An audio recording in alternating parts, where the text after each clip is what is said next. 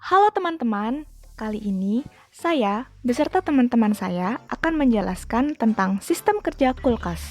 Pasti dari kalian pada punya kulkas kan ya? Sebelumnya pada kepo nggak sih sistem kerja kulkas bagaimana? Sebelum lebih lanjut ke penjelasannya, boleh dong like dan subscribe-nya biar kita jadi semangat nih buat jelasinnya.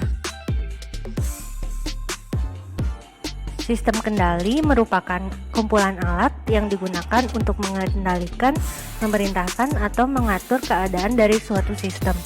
Sistem kendali ini dapat dipraktikkan seperti video yang tertera. Ya, kulkas atau yang biasa kita sebut sebagai refrigerator. Di dalam refrigerator ini memiliki beberapa komponen yang akan kita bahas pada slide selanjutnya. Tunggu dulu. Sebelum kita lanjut ke penjelasan tentang kulkas, alangkah baiknya kita kenalan dulu nih teman-teman. Karena kalau tak kenal, maka tak kenalan. Hayu! Halo, jadi di sini saya dan teman-teman saya akan membahas mengenai sistem kendali dari kulkas atau lemari es. Sebelum itu, perkenalkan, nama saya Fang Jasimilari yang Yaitu Ayu dengan NPM 53 dan juga ada rekan saya yang pertama ada Erlandia Vicky Amelia dengan NPM 57, juga ada Mutiara Hesa dengan NPM 59. Yang pertama, kami akan membahas mengenai pengertian dari kulkas itu sendiri. Kulkas ini merupakan sistem kendali tertutup yang dimana ini tuh merupakan alat elektronik yang berfungsi untuk mendinginkan suatu benda yang ada di dalamnya dengan mempertahankan suhu yang telah disesuaikan dengan keinginan kita. Untuk itu, kulkas dilengkapi dengan sensor temperatur yang berfungsi untuk menghidupkan dan mematikan kompresor kulkas. Jadi, saat suhu dalam kulkas meningkat, maka kompresor akan menyala dan berhenti setelah temperatur dalam kulkas turun seperti yang telah ditentukan. Berikut adalah komponen dasar sistem kendali dari kulkas. Yang pertama ada kompresor.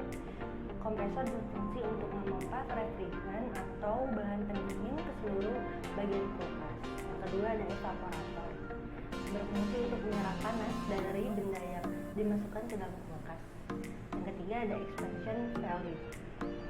Mengalirkan aliran liquid yang akan menuju ke evaporator. Selanjutnya ada termostat, berfungsi untuk mengatur kerja kompresor secara otomatis berdasarkan batasan suhu pada setiap bagian kulkas. Kemudian ada residan atau freon, yaitu fluida yang berubah wujud dari gas menjadi cair ataupun sebaliknya.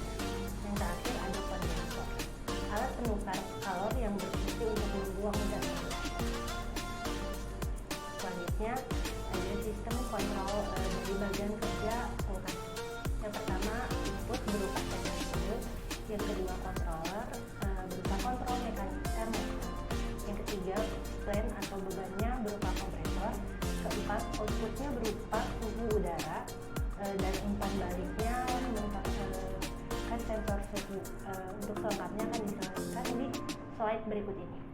Nah, jadi di sini aku akan menjelaskan mengenai mekanisme kerja kulkas yang sebenarnya, yaitu sesuai dengan diagram yang tertera di sini.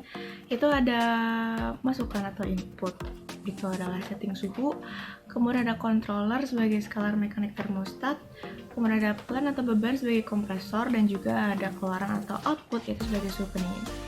Karena kulkas termasuk closed loop atau siklus tertutup, maka ada umpan balik yaitu sensor suhu.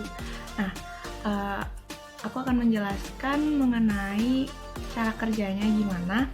Sebenarnya kulkas sendiri itu memiliki kipas yang dipergunakan untuk menyerap suhu lingkungan.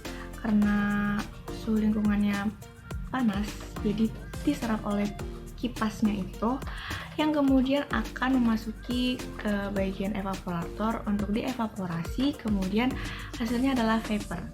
Nah, vapor ini kemudian masuk ke bagian kompresor, yaitu untuk menaikkan tekanan dari refrigeran, yang kemudian vapor tersebut akan dialirkan ke kondensor, yaitu sebagai pembuang kalor. Nah, di sini ini vapornya tadi sudah menjadi liquid yang kemudian akan memasuki di expansion valve, yaitu sebagai mengatur aliran, yang hasilnya itu adalah liquid dan juga vapor.